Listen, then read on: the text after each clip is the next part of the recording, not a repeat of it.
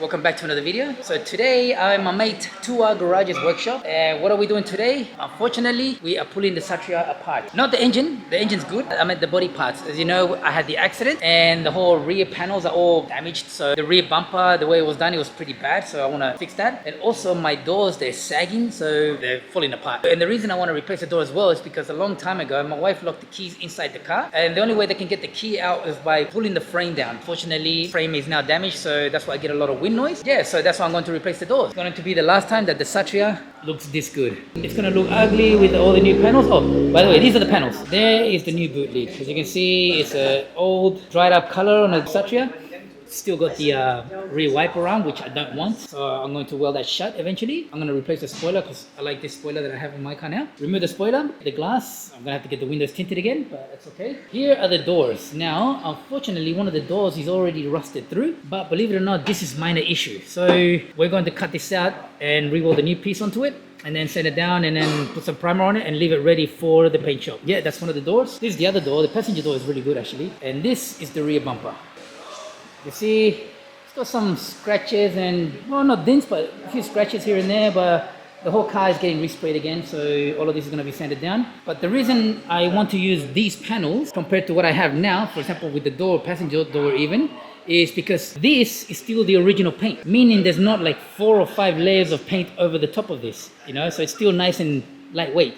Where that one, it's got body filler everywhere, cracking everywhere. I don't want to deal with that anymore. I want to get rid of all the body filler on this car. So we're going to start by getting the doors disassembled, getting all the trim all inside still, getting it all removed, and then get to it. Yeah, you can see me. Yeah. So yeah, let's get started. We're going to set up the camera, removing the parts. Here we go.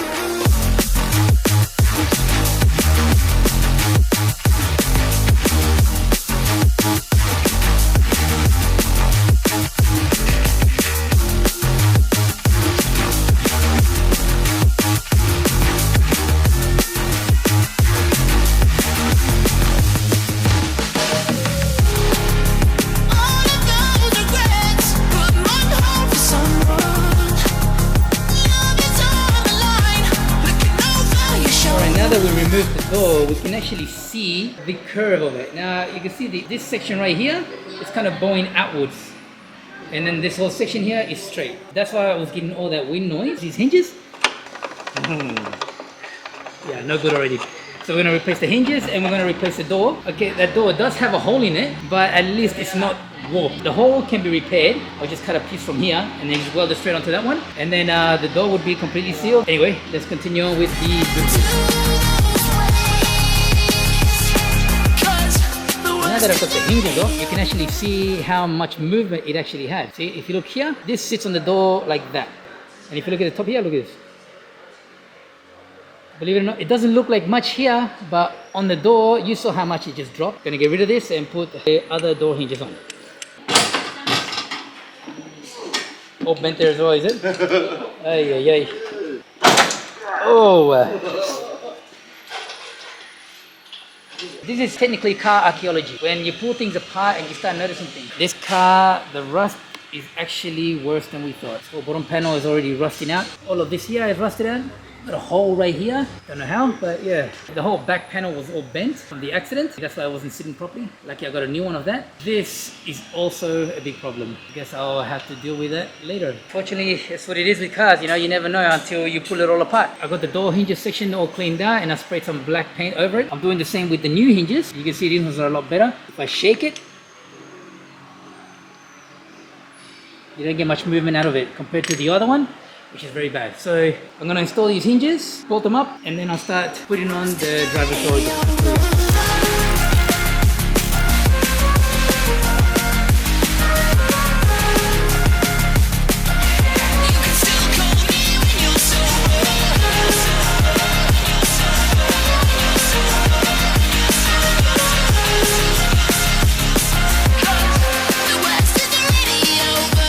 Out my little pulling repair was not enough for the body to be straight again. As you can see, my boy here welding a tab to pull on so he can pull it up further. So what he's gonna do is gonna get a slide hammer, hook it in, and then pull it out as much as he can. An update on the door, as you can see I have it on. I'm still working the alignment. As you can see, it's bulging out a bit too much now, so I need to adjust it in. door alignment now is a bit too high actually. Look, it's just a bit too high.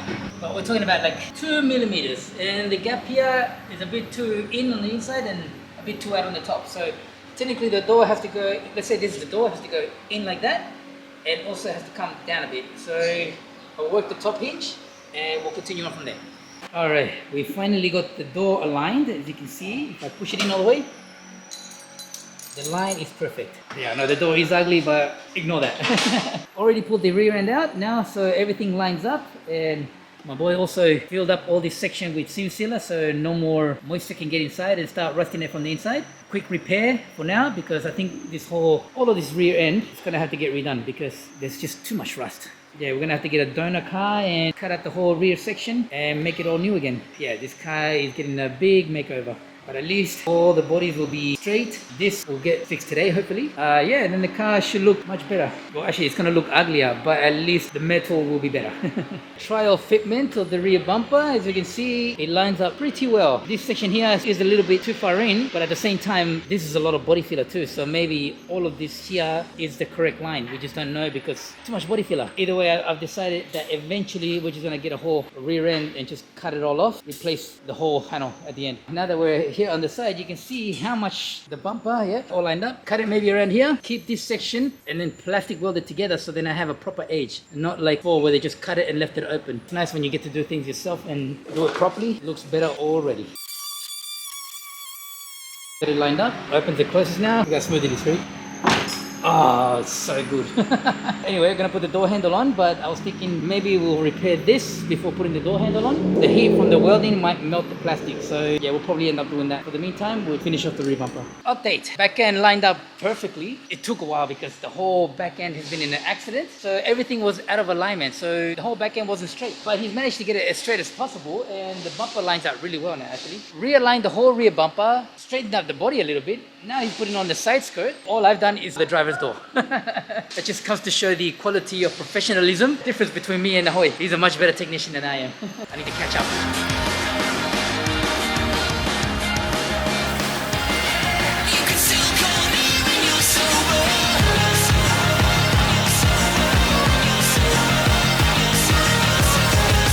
I don't know why, I keep looking at the back because all the lines now are so perfect. I'm so happy actually, it looks so good. Fender flares tight up against the body. I mean, yeah, it's still got some wobbles because of the metal warpage, but that's fine. The door, I got it all in. I got the power window installed and everything. I got my old tinted windows back in. We're gonna cut out that metal now and replace it. Yeah, have that ready so then paint it over afterwards. I wanted to do both doors because the amount of paint and body filler on this is, want to get rid of some of that weight and just put another door, but maybe I'll hold on to this. See how it feels. Yeah, so this is what it looks like from the outside, and that's inside. And you can see here, the panel inside as well is a bit rotted away. We just cut that, right? Yeah, just cut it off and then, yeah, leave it, weld over the top and done.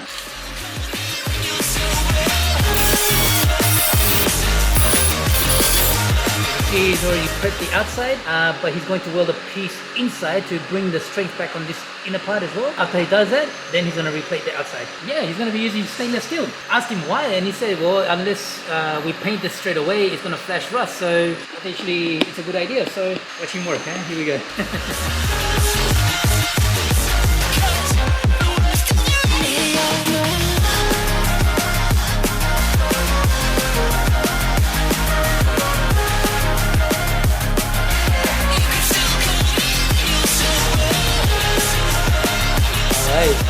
He has welded the new panel in.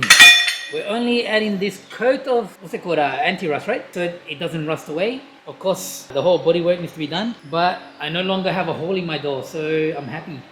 So when you do these type of things, not everything goes perfect, especially when you're unsure about the history of this car. I do know the history of this car, and I know my wife has had a big accident before, but I didn't know that the repair that was done was not very good at all. See, for example, we have now the new boot lid installed. This boot lid is untouched. I mean, if you look at the seam seals and everything like that, that's along the body lines here, are all factory. So we know this boot is perfectly straight. But then when I close the boot lid, we've got the latch removed, so it's not going to lock. But when we start looking at the gaps here, this gap here at the top is very good, but then it really opens up at the bottom here. Same with this side. This side's worse. We can adjust the boot lid a little bit this way to make it more even, but I mean, look at the gap along there and see how much it opens there. I mean, I can put my finger inside. And not just that, if you look at it, when we push down on it, we're already going past the panel here, but yet we are not fully closed right here.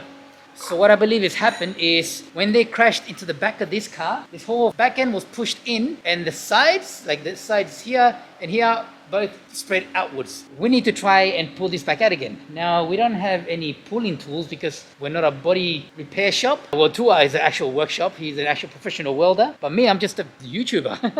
So what I'm going to do is something I don't recommend. All right, we're going to weld a few tabs along this area, get some ropes, and we're going to tie it up to this post right here, and I'm going to drive away. So technically I'm going to use the weight of the car and the engine power to pull the whole back end out. Hopefully I don't cause more damage and it actually works, but we'll find out. So here we go. Again, do not try this at home, okay? Look at this. Oh my goodness. No joke, that's like almost 2mm thick of body filler on the back.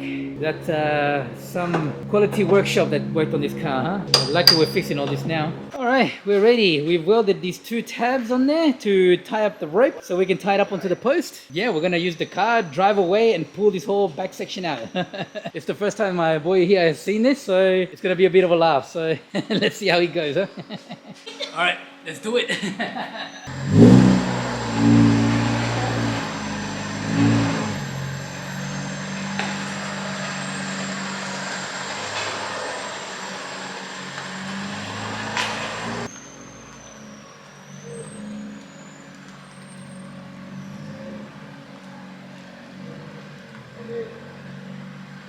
Here we go.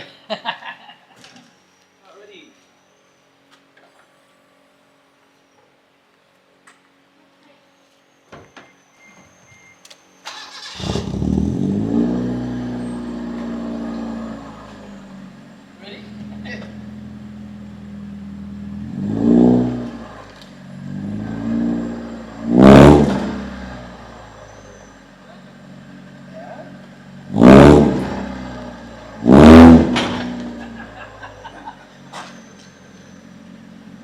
How's that?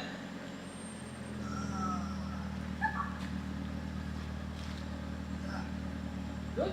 Does it close?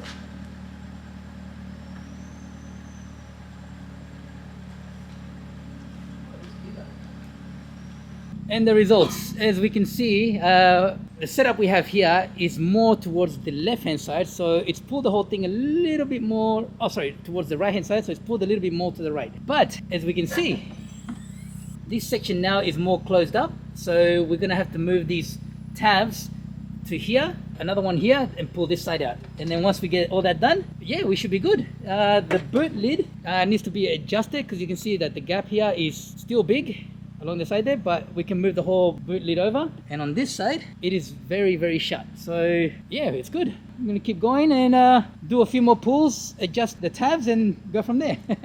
So our little pull technique worked to an extent. I'm so tired. It's like 1 o'clock in the morning, way past my bedtime. So we're just gonna patch things up. The plan is we're going to get a rear end of another Satria and replace the whole beaver panel. I think it's called the beaver panel. Can't remember. Too tired. Can't think. Put the lights back on. Just have it good enough to drive home and then we'll continue another day. That'll be the end of this video, guys. Make sure you like and subscribe and leave me a comment. The guys here think that I'm crazy for doing this type of stuff, but hey, it's what I used to do all the time, yeah? And it's good fun. So, you know, if you can't afford to do things professionally, you find ways to do it. And this was my way of doing it. So, like I said, it worked to an extent. Yeah, the rear end is way too damaged to be able to get it perfect. So we're just gonna cut the whole rear end, replace the whole rear end, go from there. So anyway, thank you guys for watching. Remember to like and subscribe, leave me a comment, and see you next time.